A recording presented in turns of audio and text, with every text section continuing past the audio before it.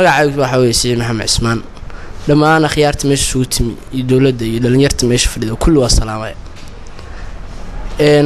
horta muhiimadda ugu horeysa meesha laga hadlayo waxa weeye tahriibta iyo arinta la leeyahay Daacish baa ka haystay dadka arinta waxa weeye arin qaldan weeye wax anaga Daacishna ka haystay iyo waxaan anagu dalka la u tagnay midna horta ma jirto anaga muhiimadeedu waxa weeye nin waxa weeye kamida muwalada baa wuxuu yiri Yurub baa wax laga aadaya xudeeda Suudaan baan la tagaya kadib halkaas markaa ka tagnay waanu tagnay xira baanu ka degnay Yaman meel kamid ah waxna la geeyay xiradaas oo ah xira Yaman kamid ah kadib xiradii markaa ku jirnay waana la saaray ninkaas wuxuu yiri waxa la idinka kaxaynaya xudeeda iyo halka kadib dhalinyartii waxa weeye markii meesha la tagay la fahmay arintan in arin jidha ahayn xudeeda la marayo dhalinyartii waa la kala harharay waxa lagu kala haray meesha mukulli loo dhaho in waalidkii la soo hadlo oo mukulli jooga nin Cumaan u shaqatay oo Cumaan aada oo markaa ka shaqatay iyo in Sanca aada anu waxaan kamid ahay dhalinyartii mukulli ku hadhay mukulli baan ku haray mukulli 14 bari joogaan waalidkii baan igu hayay inta mukulli ilaa soo hadlaayay iguna ogaa dabadeed markii mukulli waxa weeye shalay baan waxa weeye dhalinyar badan meesha ku jira oo Cumaan iyagu ka timi baan soo wada raacnay halkaas aanu ka sudayay marka koow muhiimadda koowaad waxa weeye dhalinyarta shaqada Ilaahay baa bixiya calafkan Ilaahay baa haya annaga shaqa xilliga waxa weeye diina la siiyo nin shaqa diidaya ma jiro khasama in annaga shaqana la siiyo qof kasta calafkiisa cunaya laakiin muhiimadda in xuriyad helno baa anaga dhalinyartu sida dalkooda u joogaan kuwaas u joogaan in anaga xuriyadina loo siiyo inta la idin qaadiyo doonta Daacisa wax lacag ma laga qaadi dadkeedu ku tala galay inay idin qaadaan ama Yurub geeyaan wax lacag ha $100 baan la qaad $8 baa la qaad ha xagee lacagtaas marka dulduulka Kenya la ka qaaday isma wasaasad gudaheeda lacagta nin kasta meel baa la qaad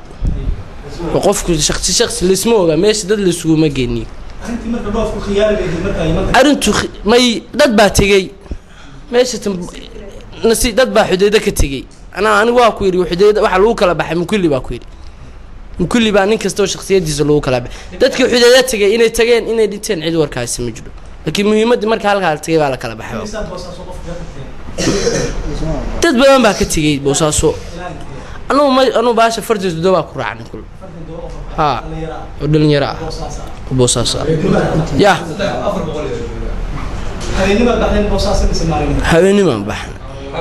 dibka la kulantay best mar labaad dad waxa nooga sheegtay dibka la kulay wax dib aduu de laba kulmin waa xagga Yaman waan lagu soo dhaweeyay dhalinyarada markii xagga u sii gudbeen ay xagga Sanca tageen xagga Sanca aadeen waa tii idin sheegeen waa la xiray waa ka dhalinyarta xagga u gudbay anu waxba kama sheegi karo anu kulli waa ku haray kulli baan inta joogaa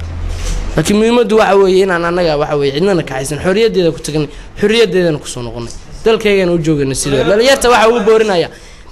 uu boorinaya in waxa weeye ninkii de shakhsi ahaantiisa isoo ku tagaya oo aan waxba maqalan isaga u taala laakiin ninkii kalow dalka wax ku dhawa ma jiro anaga soo aragnay waxa weeye wax baalkii anaga soo aragnay wax kale kulli baa anaga soo aragnay ciyaala yar baa madaxa naga istaa xilligan waxa diyaar u ah xataa askar hadii la qoraa in askar qorto bismillaahir rahmaanir rahiim horta magacay waxa la Morgan Haja waxaan ka tagay meeshan Boosa meel halkaas oo ceelayaan waxaan ka raacnay doon waxaan la geeyay Yamantaas ilaa adiga sanaan sii gaarnay odayaal iyo niman mas'uuliyiin iyo dad waaweyn baa noo yimaaday marka niman qaybna waalidkood baa la soo hadashay macnaha si waalidkood baa lacag u soo dirtay oo soo noqdeen qaybna meesha waa ka sii gudbeen meeshana dagaal baa noo qabsaday anagana waxa u soo noqonay dalkeena inaa xuriyad aan ku helno macnaha sidii hadda igu la muuqatay markii la soo celiyay meeshana waxaan laga soo dejiyay tikada waxaan isleen xuriyad ba ka helaysan xuriyadna laga ma helin meeshaas horeyna laga soo aruuriyay macnaha fiidiyogan iyo waxaas aan loo dulkeena macnaha inaan ajnabi dalka aan ka nahay dalkan dhalinyarta waa la weydiiyaa oo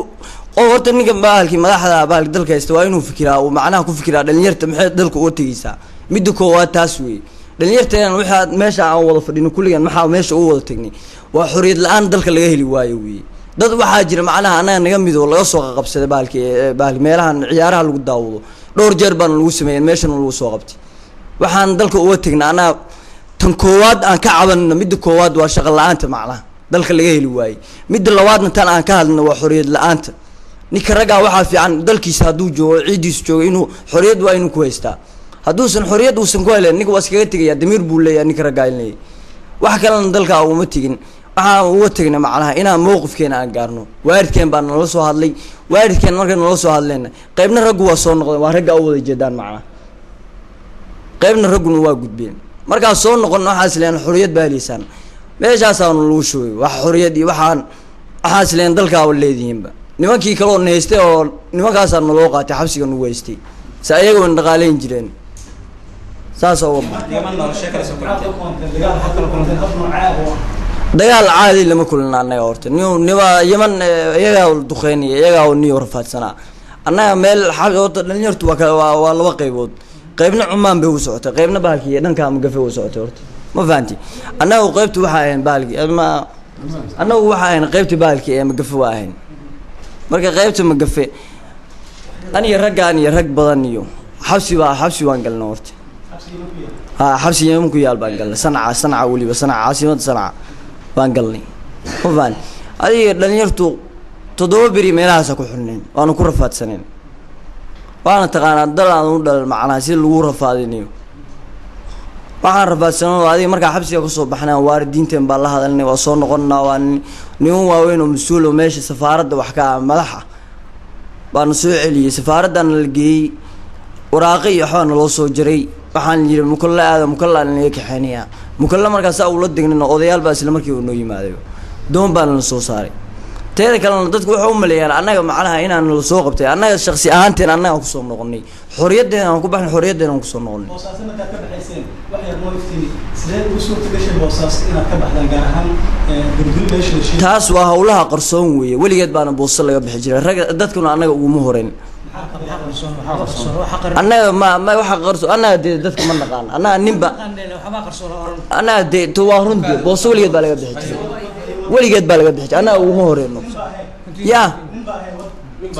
annaga nin muwalad u ahaa na kaxeeya horta nin soomaaliya nama oo kaxeenba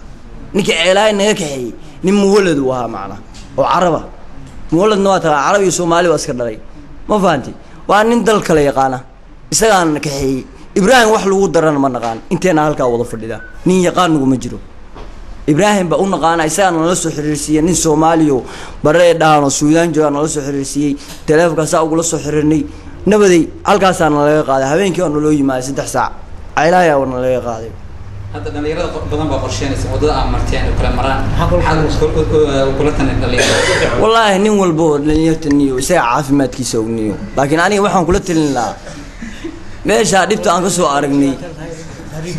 meeshaa horta dhibta aan ka soo aragnay niyo horta dhib howl yar ma leh horena waxaa loo yidhi ninka wuxuu xor u yahay dhulku ku dhashay meeshaa ciyaal yar ah baa dadka guumaysanaya madaxa ka saaraya macnaha anaa nolol naga kiyur badan ma jiro macnaha dalkeena markaa joogno runta haddii loo hadlo madaxa hataa qayb baa laga yaabaa inaan isku taagtaagno ma fahanti laakiin halkaa ciyaal yar ah madaxay kaaga kaadshayaan baa kuwi subax ilaahay keenna jeedal baa dadka u qornaa waxaa arkaysa dhowrkooda oo wada sawiranya ma fahanti marka day haddee tale naga maqlaaya waxaa dhihi lahayn iska joogaan dhihi lahayn dalkiina meel iniga fiican ma leh bismillahi raxmaan raxiim magacaygu maxamed jaamac runtii waxaan mahadcelinayaa dhammaan qaybaha dowladda runtii ninka raggaa wax isku dayaa qof kasta hamiguu leeyahay hami baan lahayn hamiga iyagina waxaan u malaynayaa inaan ka mira gaari doono waxaan ka tagnay magaalada boosaaso hami baan lahayn inaan yurub aadno xaqiiqduna waxay tahay inaan hadafkaan lahayn anagu kasoo noqono oo cidnan khasbin waxaan gaarnay magaalada sanca xorriyaddeeda ku tagnay waxaan kusoo noqon xorriyaddeeda runtii ma aha inaan hay dad tahriibay oo lasoo qabtay oo war khaladan laga gudbiyo xaqiiqdu ma aha in dadka la khasbayo oo la xoogayo xorriyaddeeda anaga ku tagnay xorriyaddeeda kusoo noqonay waxaan dhalinyarada reer puntland ku kalifay tahriibta waxa weeye shaqo la-aan iyo wax xirfada oo aan ahayn waxaana daas iska leh cabaanta waxaa iska leh dadka xilka noo haya waayo haddii ay dhalinyarada u qaban lahaayeen shaqo abuur waxaan u malaynayaa in ay taas aan samays ku dhacdeen nin kasta dhulkiisa xorriyad ku haysto dhulkale ma aadeen haddii dadka shaqo abuur loo sameeyo maaha in dadku ay tahriibayaan tahriibtuna waa wax socota waxaan ku kalifayaa haddii aan la bedelin weligeed way soconaysaa saan aaminsanahay anugu dhalinyarada waxaan kula talin lahaa haddii aad haysataan nin tan mid ka fiican nin kasta ha aado. bismillaahi raxmaani raxiim. gudoomiyaha maxkamadda, saraakiisha jenaraal cawl iyo korneylka axmed saalax iyo saxaafadda dhammaan waa salaamaya iyo ummadda Soomaaliyeed gaar ahaan reer Puntland oo naga dhageysanaysa saxaafadda ma garan aad iyo aad baan inii salaamaynaa. salaanka bacdi waxaanu halkaan isugu nimid dhalinyarada aad arkayseen oo halkaan hadda timid oo dhalinyaradii reer Puntland ah oo waxgaradkii ah oo dadkii dalka u baahnaa ah oo ardadii wax baranaysay ah oo tahriib lagu salladay oo wadankoodii ka cararaya. ilaahay mahadiis waxaanu ku faraxsanahay inay soo noqdeen ayagoo ay ka qayb qaateen waalidkood iyo dawladda laftigeeda oo la xiriiray safaaradda iyo odayaashii deegaanka joogay Yamaneed.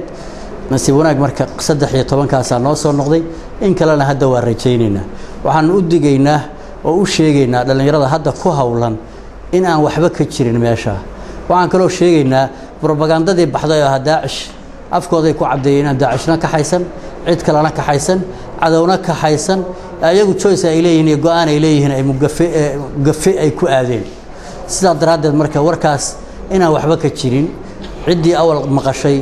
iyo cidda hadda tuhunsan basaasaan uga saarayna afkooda iyo life ayagoo aad ku maqlayseen. dhalinyarada ku hawlan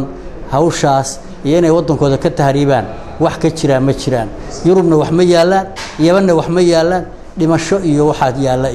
iyo dhibaato. baalka gobolka bari dhalinyaro ka baxday oo master ahaa baa ku dhintay hadda badda dhexdeeda. double master wallahi rag ahaa baa ku dhintay oo taqaaniin baan u malaynayaa. ninka la yiraahdo agaasimaha dekadaha Jaafaan walaalkii waa ku dhintay Allah u naxariisto ma garatay. kuwa kale waxa weey Suudaan markay tageen baa ku reegal kacyood baa ina cali qalala baa la yiraahdaa kii ku dhintay gabadhu ka qaylinaysay. dadka deegaanka degan waxaanu ku waaninaynaa inay waxa ka kaaftoobaan. waalidiintana waxaanu leenahay war ilmihiina ka warqaba oo waaliya oo dhaqan celiya. habeen hore 13 baan ka soo qaabaalkii 13 meel iyo 3 meel 16 baanu ka soo qabanay sii socday. marka waana 3 walaalaha ku jira oo gabdhaha wali waa xiran yihiin 3 gabdhaha waa walaalaha 3 walaalaha ku jira. haba yaraatee wax ka horeeyana ma garanay aabahoodna waa darawal wuxuu ku bixin karaa haddii inta lagu qabsaday la yiraahdo midii waxaad keentaa 10 hal shilin oo ku bixin kara ma haysto. dadka waxaan uga digaynaa saxaafaddana waa mahadsantahay. assalaamu calaykum waraxmatullaahi wabarakaatuh. محمد وعلى آله وصحبه أجمعين. تليها قيبتك دوغة دقمة جنرال قريقة سلاكيش كل وسلام يا صحافة سلام كدب دوحي هذا الهاي أنت مهمدي تليها قيب سيدي نوشة قوية وليش أنا وارجع سنة سنة أفكار كلها لكن مهمد وحوي وحا كدران نما كان تهريب تكشغين يكون كان دي إلا الله يوي مركورة قرتي صدحي ضد عرضه لينا يانين بدي يدقي يانين وأي بابين يعني هلاك يتلو كشغليان dadka dhiigiisa marka Daacish iyo shabaab iyo waxba ka sii xun nimanka tahriibiyaasha wixii la Daacish baa ka haysatay iyo waxa laadii xaqana hadda Ilaahay waa tan waa xaq feero ka dilaa waa Ilaahay waa soo saray iyaga afkooda dirtaas ku hadlay laakiin waalidiinta iyagana waxa weeye adar caalamka waartay tahriibta lama celin karo meel walba dawladaha ka waaweyn Puntland iyo Soomaaliya bay marayaan oo intaasay nimanka tahriibiyaasha ay ka shaqeynayaan laakiin xooga ay awood in la saaro dadka kan raraya dadka ka shaqeynaya dadka kan hawsha wata in markii xooga la saaro kadib in bay yaraanaysaa. Ethiopia iyo baawul la qaado hadii wiilasheena dadka kuwa double master iyo wax la sheegay kuwa baa waxa ka xaynay kuwa aan aqoon la yaqra wala yagto magacooda kuwa aan akhrin karin baa waxay aqli ka xadayaan marka maskaxay ka xadayaan ma aha Yurub ay uga sheekeynayaan waxay uga sheekeynayaan in Ameerika uga sheekeynayaan ilaahayna caruurta inoo soo hadiyeeyo duqa degmada ku soo dhaweynaya isagana injineerka. bismillaahir rahmaanir rahiim. taliyaha qaybta gobolka bari iyo dhammaan mas'uuliyiinta waa salaamaya. runtii barnaamijkan tahriibka caqabad weyn oo Soomaaliya dib ku ah way runtii guud ahaan gaar ahaan Puntland aad baan uga mahad celinayaa taliyaha qaybta iyo saraakiishiisa sida hawlkarnimada leh ee dhowrkii bilood ugu dambeeyay uga qayb qaadanayeen ka hortagga tahriibka. habeen hore waa la soo qabtay maalin dhoweed waa la soo qabtay waxaas farxad ka sii ah in kuwii dadka tahriibinayay maalinood la soo qabtay miidiyahana loo soo bandhigay miidiyahan kala socday runtii dhallinyarada Soomaaliyeed waa resource-ga waddanka waddankeena waxaa resource u ah boqolkiiba 70 waa dhalinyaro haddii dhalinyaradii tahriibto oo ay aadaan maxay tahay wadamo kaleeto waddanka ummadii inay ka baxdo bay noqonaysaa waa barnaamij u baahan wacyigelin waa barnaamij u baahan in miidiyaha iyo meel kasta laga xuso mar kasta dhalinyaradu inay ka joogaan tahriibka runtii waa waddankii oo shaqo la'aan iyo waxyaabo badan oo sababi karay waxa moodaa hadda inuu waddanka dhaqaalihiisii soo kobcayo waxaa dhallinyaradana ka dhiman inay ogaadaan inay iyagu shaqo abuuri karaan runtii waxa moodaa in dhallinyaradii aan isku dayin iyaga ruuxdooda inay shaqo abuuri karaan wacyigelintaas waxaa looga baahan yahay cid kasta ay khusayso ka degmo ahaan waxaan ballan qaadaynaa inaanu baraha bulshada isugu timaado mar kasta ka wacyigelino una hurno waqti inaanu bulshada wacyigelino si ay ugu adeegaan dadkooda uguna kalsoonaan dalkooda aad baan ugu mahadcelinayaa taliyaha qaybta iyo mas'uuliyiinta kale oo ku hawlan ka hortagga tahriibka waa ujeedaan oo waa beenooday wixii la oranayay Daacish ba qaatay oo jaraa'idka caalamiga oo waxaan ka akhriyay dhowr jaraa'id caalami ah in lagu soo qoray tahriib ay u socdaan hadba waji baa loo yeeray marna Yemen laga tago marna Ethiopia hal la maro kulli waxa ku jira qoladan gafayaasha ah ee hawsha ku hawlan aad iyo aad baan idin salaamayaa waa mahadsantihiin